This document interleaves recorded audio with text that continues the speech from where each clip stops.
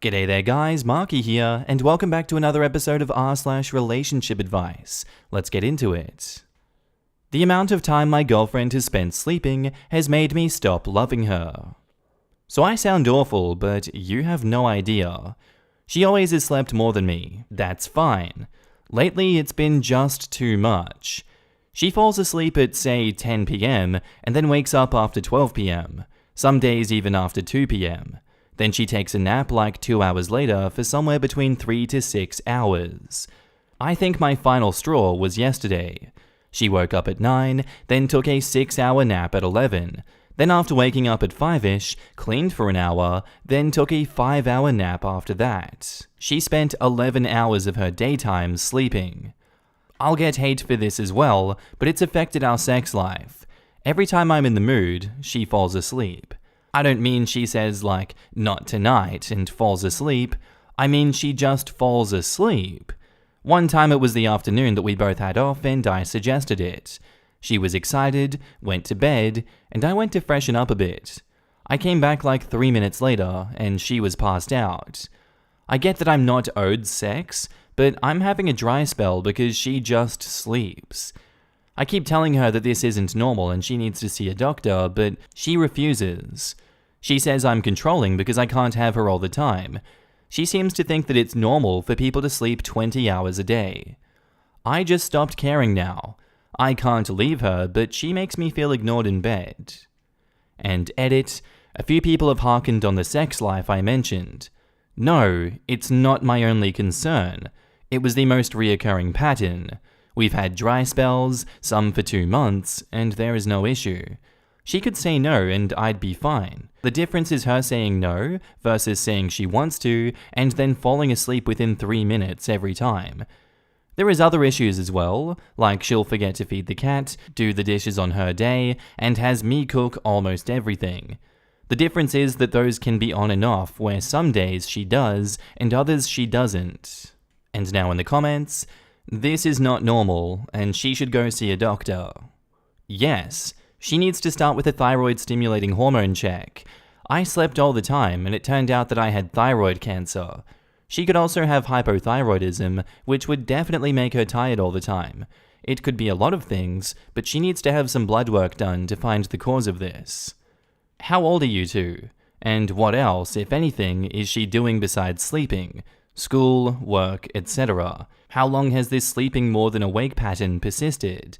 This sounds like a medical problem. Clinical depression looks like this. Chemical or hormone imbalances can cause excessive fatigue. Other medical problems can present like this. She needs competent medical care. This is impacting her participating in every other area of her life. It's not okay to just let it stay like this and pretend it's okay for you to live with a partner who is unconscious 5/6 of each day. And now onto the update. Hi everyone. Even those hearing it on TikTok with gameplay in the background. I didn't expect it to blow up, but it did. I wanted to clarify some things first. We are both 28, I work full-time, she had a full-time job, but she quit it 2 months ago.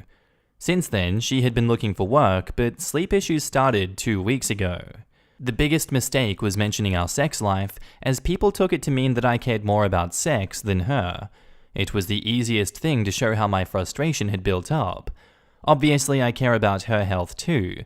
I said before that we've gone for months without sex, and I've had no problems. And even if we had sex, I would still be concerned. But I get how it comes off, and that was my mistake. As for the people calling me an asshole because I didn't take her to the doctor, what was I supposed to do? She's an adult and I can't make her go somewhere. Plus, after she called me controlling, I couldn't continue pushing since I was reminded of my ex who was. A lot said that I didn't care or was selfish. I was frustrated over what I was seeing and I wanted my old girlfriend back. I wanted her to be better. You can say that makes me a horrible person if you wish. So, I took some of your advice and first told her parents. They can't make her do anything, but they know now. I gave her an ultimatum. Get help or I leave. I made it clear that I will not sit around as she sleeps all day. It's not normal and she needs help. I said that I'll help in any way that I can. Long story short, we broke up. She got mad, saying she was just more tired and it'll be fine. In that moment, I knew I didn't love her anymore. How can I love someone who says I'm concerned and call me a manipulative asshole? It was her apartment, so I left. I called her parents again to let them know and take her cat since I could not. I know I'll get hate, but I don't know what else to do. She refused my help, and I can't help someone who doesn't want it. I had to move in with my parents again. I feel like a failure. A 28-year-old man stuck with mummy and daddy, all because he was too weak to make it work. I don't know if it's the right feeling, but it's how I feel. Hate me all you want, I just don't care anymore. And now in the comments, so for disclosure, I'm a fossil, so old enough to be your grandma, and that means I've been around the block more than once. Your ex is a legally grown woman, so at least in the US, for the most part, unless she's a danger to herself or to others, no one can force her to get evaluated. Sadly, she will have to figure this out or become sick enough where her parents or legal folk can force her to get treatment. You are a normal person like the rest of us and have done as much as you can without her cooperation. You were concerned and kind enough to let her parents know and to ideally get them to take care of the cat. You were neither weak nor a failure. You were dealing with the reality of the situation, and in time, you will get back out on your own. Please take a bit to heal yourself, as you were also impacted by this situation. The 3 times in life I slept that much were depression, brain tumor, and severe anemia.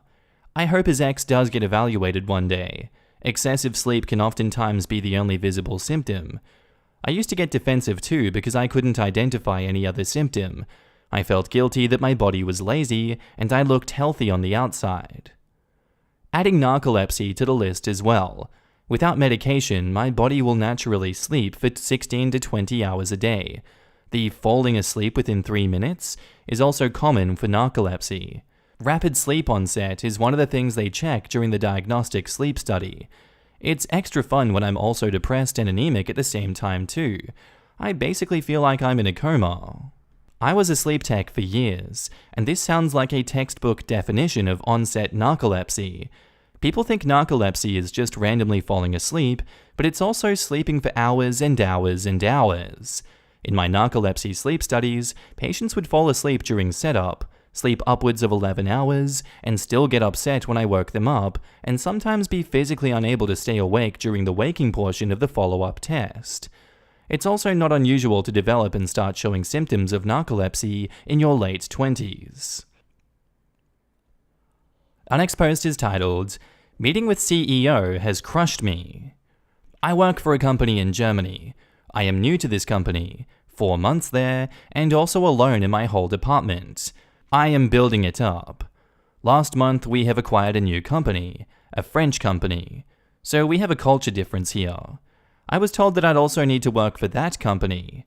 I do speak French, not perfectly, but well enough to talk and joke around. So the French CEO was visiting our office this week, and today he requested a meeting with me. The meeting was horrible. Basically, it was just him taking our work culture and me apart, all while smiling at me the whole time. We have home office, which is unreliable. We have flexible working hours, which makes no sense. I have no rules and no KPI, which is chaotic. However, at our company, everything runs smoothly, and honestly, I'm successful at my job, which is the feedback I got. He talked to me the whole time as if I was 12 years old. I'm 32. And then at the end, he asked me if I have any experience whatsoever. I have 4 years experience. And the last thing he says, while smiling, "This meeting has shown me that I clearly need to speak to your CEO." It honestly felt so condescending. I am a very fragile person. I doubt myself a lot. I am my own worst critic. This has crushed me. I can't switch off his voice in my head. I feel worthless. Why did he smile the whole time? Why did he treat me like a child? Why do I let it make me go crazy when I normally get good feedback? I should be able to trust myself and my performance, no? Also, the whole meeting was in French. I do understand almost everything, but why not speak a language that is foreign to the both of us? English, instead of making only me uncomfortable. He used difficult expressions and then asked me, "Do you understand?" several times. During our first meeting ever, I had asked several times if we could switch to English, and he just said, "But you know French. That way you will learn." So I felt too shy to ask again. But to me, this is such an odd way of thinking. It feels like his way of gaining more power. Now in the comments, I'm sorry this happened to you. It might be nothing more than an awful tactic to establish himself as an alpha top dog by belittling his employees. But you've got experience under your belt, so quietly start applying for jobs in places that appreciate your talent. I'm French, and everything you describe looks so much like the French work mentality. Fortunately, I've been able to escape it by working remotely for a foreign company. Good luck. Meeting with CEO has crushed me. Well, that was the intention, to crush you and make you feel small. The smiling was a part of it, like the evil queen in a fairy tale smiles because she is cheerfully crushing someone under her power. He may not like women, he may not like Germans, he may just be a terrible person, and he's probably going to be terrible to your CEO next. Your response was natural. I am very sorry that you had to deal with such an awful person. And now, on to the update. The conversation with the French CEO had really crushed me. I was crying a lot. And then 2 months after I was in a meeting, and I reacted apparently weird to a specific task I was given related to the French company. Immediately, our CTO came to me after the meeting and asked me why I reacted the way I did. I basically just said, should I confirm that with the French CEO before doing that? Anyway, the CTO ended up pressuring me into telling him what happened. I had a tear rolling down my face because of the pressure. He was shocked and asked me in an ideal world what I wanted to make this better. I just said, I personally don't want to work directly with him. CTO said, done. 2 weeks later, I get told that French CEO had been taken away decision power over my department. He is no longer involved. Fast forward to last month, and my company's CEO came to me at the end of a workday. It was only him and I, and he told me that he had heard about how the French CEO had treated me back in February. He hugged me and said that no one is allowed to treat me this way. Then he said that they have decided to find an agreement to part ways with the French CEO. They are still in discussions, but he wanted to tell me already because of what had happened. He confirmed that I do a wonderful job, exceed expectations, and that if ever someone talks to me the way that that guy did, to go straight to him directly to have this sorted out. As you can imagine, I am super happy at my current company. Now in the comments, oh, this is such a wonderful conclusion. The French dude was obviously the perfect storm of incompetent C-suite executive who is an ass since he hates his home life, and asshole Parisian who thinks that people who can't speak French have lobotomies. I've met quite a few of the latter, and they were always surprised they couldn't keep friends in America. Maybe it's because you're an elitist asswipe, Pierre. Note, I've met plenty of fine Frenchmen too. Sounds like your new CEO took a pissing contest with the wrong person. It's great that OP's boss had their back, and the fallout was on the new CEO, not on OP. Unfortunately, it looked like it worked initially. The OP was not able to assert themselves at the time, and it had to be pulled out of them 8 months later. It worked out in the end, but I also would hope that the management is not just dealing with this one guy, but maybe thinking about how to create a culture that prevents these problems and makes it welcoming for their employees to bring up these problems. I do want to mention that this could be an isolated incident due to OP's nature. By her own admission, she's hypercritical of herself and unlikely to stand up for herself. She seems very non-confrontational, and even in a supportive environment, she might have kept things to herself to avoid making problems. And I was having a discussion at lunch about how bad our management culture is here in France, and how it could evolve, or not. We have a horrible problem with that. From my experience, a lot of our managers were never trained to manage people. There are sometimes techs who went up the ladder, and management is often seen as the only evolution possibility, but they were never trained to delegate, assess team problems, and so on. There are also people who are in it for the power and don't care about anything else. We still have a lot of companies or administrations where people think that soft skills are something you learn along the way or that you're supposed to have anyway. I've seen and lived through pretty depressing things. We have a huge problem with management in the United States as well.